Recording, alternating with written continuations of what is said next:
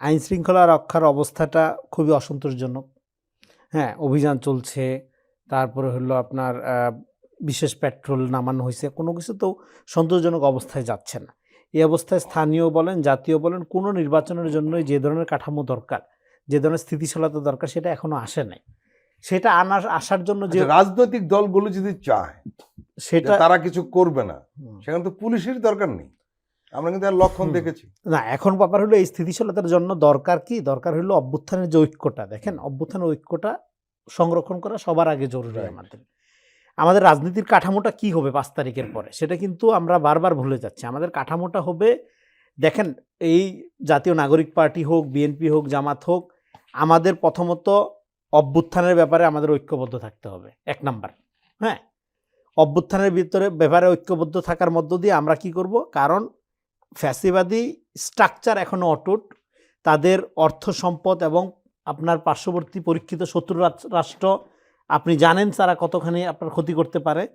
ফলে আপনি প্রথম কথা হলো এই জায়গায় আপনি কোনো কম্প্রোমাইজ করবেন না। আপনি সেকেন্ড রিপাবলিক চান, আপনি গণপরিষদ চান, 30 দফার মধ্য দিয়ে বলতেছে হ্যাঁ সেও দ্বিকক্ষ বিশিষ্ট পার্লামেন্ট করবে, সেখানে হ্যাঁ সংবিধানের জন্য একটা কমিটি পক্ষ করবে। ফলে সিমিলার অনেক প্রস্তাবনা আছে, ফলে উই নিড ডায়লগ। হ্যাঁ, ডায়লগের অবস্থা আছে। হ্যাঁ, জামাতও ধরেন ইন্ডিয়ার ব্যাপারে তার একটা পজিশন আছে, তো ফলে সিমিলার কতগুলো পলিটিক্স আছে, তাই না? তো এখন আমাদের এতদিনের রাজনৈতিক ট্রেডিশন কি ছিল? বাইনারি, যেটা বলা হচ্ছে যে একটা বিপরীতে আরেকটা, না গেলে আপনি না হয় বিরোধী দল না। নো, রাজনীতি হইতে পারে গঠনমূলক, আমরা সিমিলার পয়েন্টে থাকতে পারি, কাছাকাছি মতামতের মধ্যে থাকতে পারি, তাইকেও আমরা আলাদা রাজনীতি করতে পারি। হ্যাঁ, আমি তো মনে করি সেকেন্ড রিপাবলিক, দ্বিকক্ষ বিশিষ্ট পার্লামেন্ট, গণপরিষদ এবং জামাতের তাদেরও যে আপনার এক ধরনের মূল্যবোধ ভিত্তিক রাজনীতি, এগুলোর মধ্যে একটা সুন্দর ডায়লগ সম্ভব। এর মধ্যে অনেক সিমিলারিটি আছে। সেই সিমিলারিটির মধ্যে সবচেয়ে স্মার্ট প্রস্তাবনা যে দিবে এবং জনগণ যেটা অ্যাকসেপ্ট করবে সেটা উইন করবে। হ্যাঁ, এখন ওরা বলতেছে সেকেন্ড রিপাবলিক এবং গণপরিষদ, তার মানে এর 100 ভাগ বিরোধিতার জায়গায় আমার রাজনীতি করে বিরোধী দল হইতে হবে। এই রাজনীতির দিন শেষ হয়ে গেছে ভাই।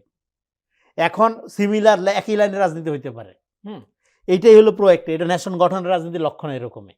আর ডিভাইডেশনের রাজনীতির লক্ষণ হইলো আপনি যা বলবেন এর ম্যারিট আমি দেখবো না, আগে আমি আর বিরোধিতা করে নেব, এর বিরুদ্ধে আমার থাকতেই হবে, নাহলে আমার রাজনীতি যেন দাঁড়াবে না। হ্যাঁ, এই জায়গার থেকে সরে আসতে হবে। ঠিক তেমনি জাতীয় নির্বাচন বা স্থানীয় নির্বাচনের ব্যাপারে, হ্যাঁ, স্থানীয় নির্বাচন হইলে আগে হইলে ছোট দলগুলো সুবিধা পাবে, তাদের নিজেদের রাজনৈতিক বিকাশের ক্ষেত্রে বড় স্কেলে কাজ করা তাদের পক্ষে এখনই সম্ভব না। তারা নতুন সুবিধা পাবে না কেন? বড় দলগুলো সুবিধা পাবে না কারণ হইলো এখানে ধরেন 4টা-5টা করে প্রার্থী দাঁড়াই যাবে। হ্যাঁ, তারা কন্ট্রোল করতে পারবে না। কেন পারবে না? তারা কন্ট্রোল, এটা বাংলাদেশে কন্ট্রোল করা যায় না এই জিনিস। যদি দল কন্ট্রোল না করে, এখানে তো চাঁদাবাজি বন্ধ হচ্ছে না। হ্যাঁ, দল চাইলেও দল চাঁদাবাজি বন্ধ করতে চাচ্ছে কিন্তু পারছে না, যেখানে সেখানে আপনি স্থানীয় নির্বাচনে আপনার মতো করে কন্ট্রোল করে করতে পারবেন।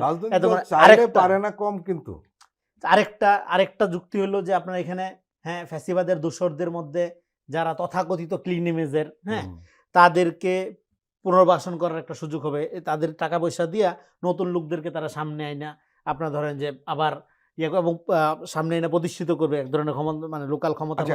এখানে একটা প্রশ্ন করি আপনাকে, জাতীয় নির্বাচন হয়ে গেল, একটি দল ক্ষমতায় চলে আসলো, যে কেউ আসলো ক্ষমতায়, তারা যখন স্থানীয় নির্বাচন করবে এই কোনো সমস্যা থাকবে না, এতে বলতে চাচ্ছেন?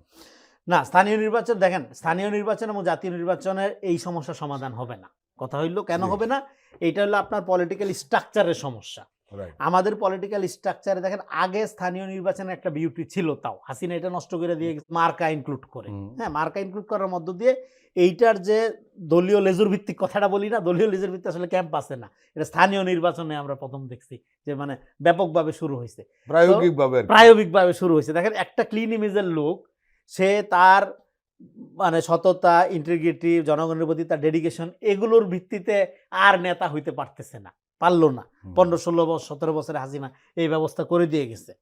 তো এই ব্যবস্থাটার ফলে যেটা হয়েছে যে হ্যাঁ, এখন জাতীয় নির্বাচন হওয়ার মধ্যে দিয়ে, নেতা হওয়ার মধ্য দিয়েই এই পুরা স্ট্রাকচার রাতারাতি চেঞ্জ হয়ে যাবে। হ্যাঁ, এইটা চিন্তা করার মতো আসলে কোনো অবস্থান নাই, এটা বাস্তবসম্মত না, এটা বললে মিথ্যা বলা হবে, সেটা চেঞ্জ হবে না।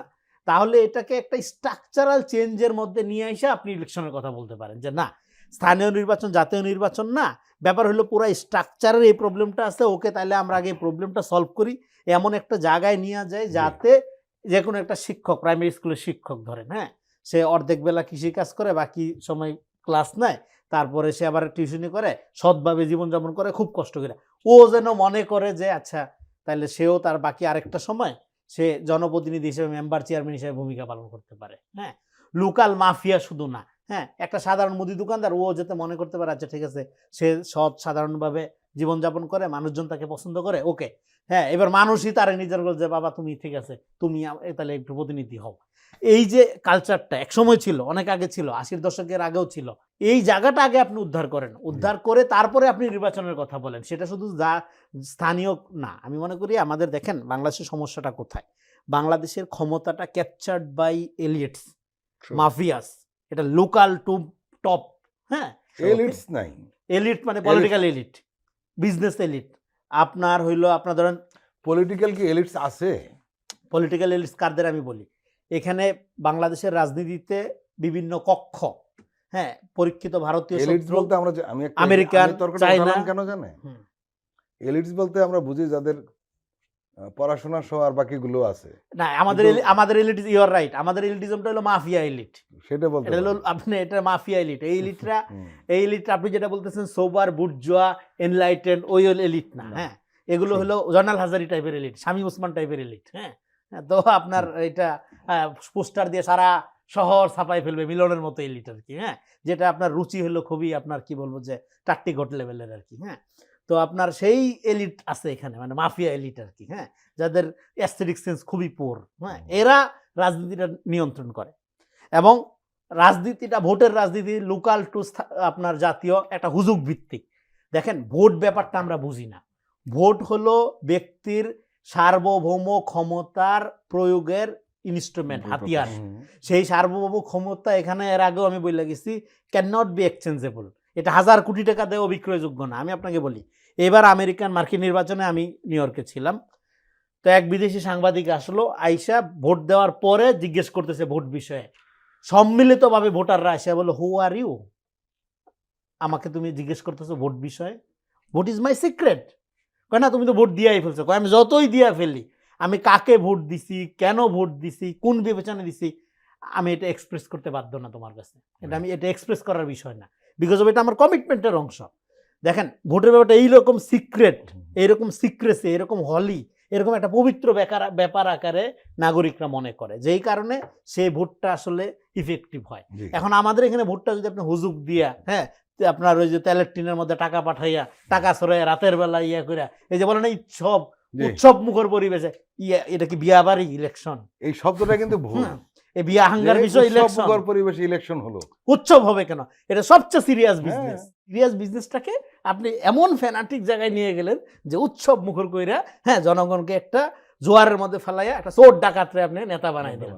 এরপরে সে 2000 কোটি টাকা চুরি করবে 6 মাসের মধ্যে। হ্যাঁ, তো আপনার এই মডেলটা, এই যে আপনি বলতেছি রাজনীতির এই টোটাল মডেলটা, এই মডেল থেকে বের হওয়ার জন্য ব্যক্তির এই যে সার্বভৌম ক্ষমতা, এটাই নাগরিক ভিত্তিক রাজনীতির, জি। হ্যাঁ, আপনার প্রাণ ভ্রমরা, বা এটাই মূল কথা। এটাকে আপনি যদি অ্যাকাউন্টেবল করতে পারেন, এটাকেই যদি রাষ্ট্র ক্ষমতার এককে পরিণত করতে পারেন, তাহলে না একটা সিটিজেনারি রাজনীতি দাঁড়াবে, তাহলে না একটা দেশ হবে।